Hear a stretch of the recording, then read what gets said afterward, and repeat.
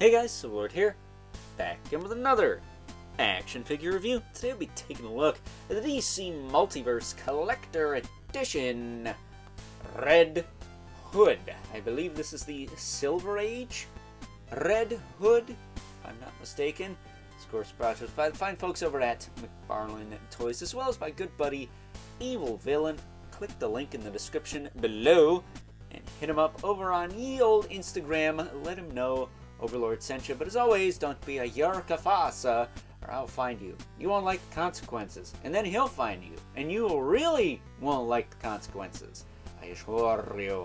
That said, before we get too far ahead of ourselves and take a look-see at all the Red Hood has to offer in terms of accessories, story time. Because this wave of collector edition figures is a little weird, because when it initially went up, me and Evil Villain both went to Big and Bad Toy Store to pre-order them, and when they weren't there, we were all, much like when people reacted to the price of that Joaquin Phoenix Joker and Robert De Niro 2-pack that went up last week.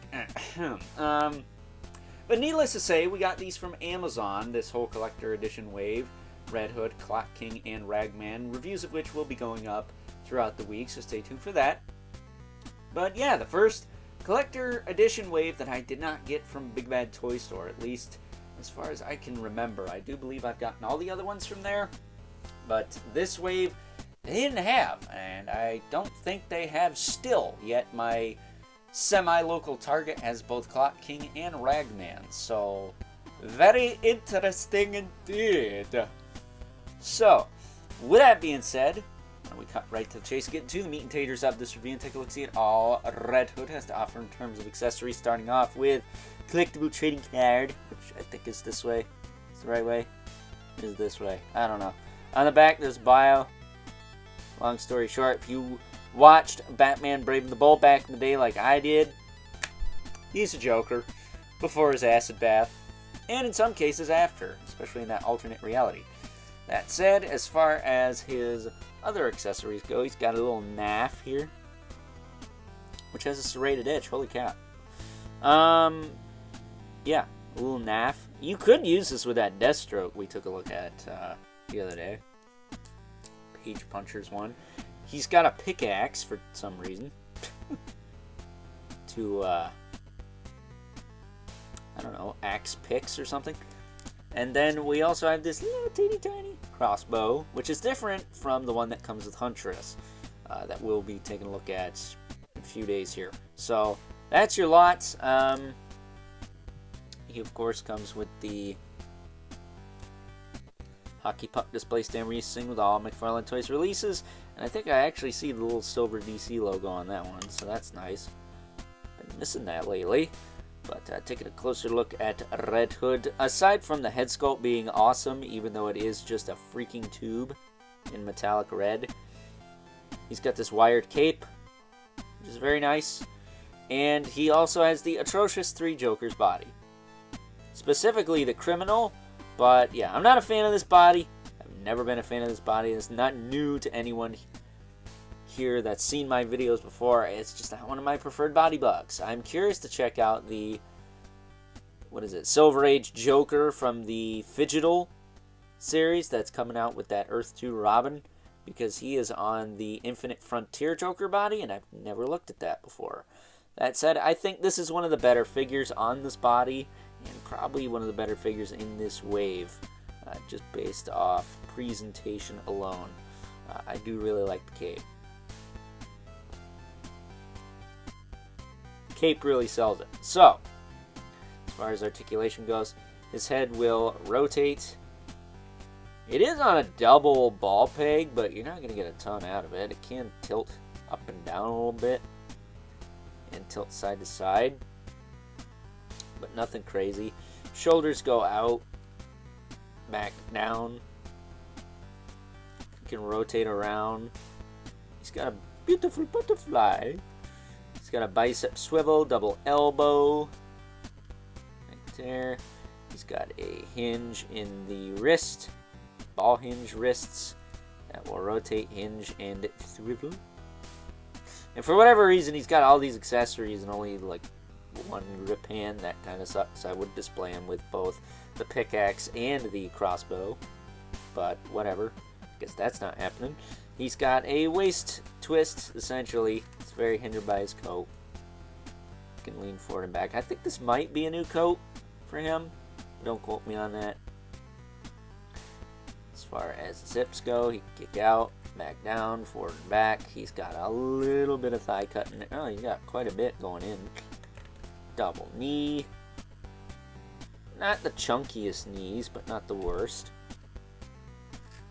Or not the best either. And then he's got ball hinge ankles that will hinge, rotate, and pivot, and toe joints that aren't too loose. So, very, very nice for what it is. If you like the Three Jokers Joker body, then you're going to love this thing. I think they did a decent enough job on him. I think he even has little whites on his shoes. So, yeah. Is he worth the $30 though? Probably not. Most of these collector editions aren't. If you ask me, I think they're just an excuse to get more money out of a line that just relies heavily on reuse, which I get that's a thing with action figure lines, but also makes lots of characters that people are sitting at home scratching their heads going, ugh? So with that being said, it is time now that we move right along and take a look at some size comparisons. First up, here is good old Little Red Rocket Hood alongside the other characters available in this collector's edition wave, reviews of which will be going up on the channel throughout the week, so stay tuned for that.